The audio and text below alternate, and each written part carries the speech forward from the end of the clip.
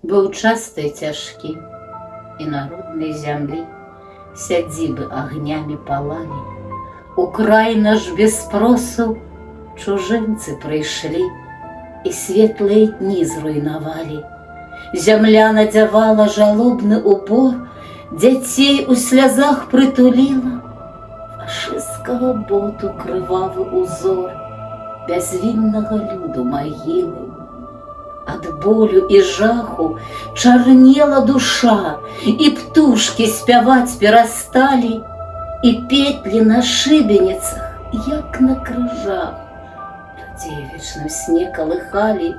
Забыцца такое, сумленне згубіць і здрадаю продкам аддзячыць. Забыцца такое, у прорву ступіць і будучыні не ўбачыць.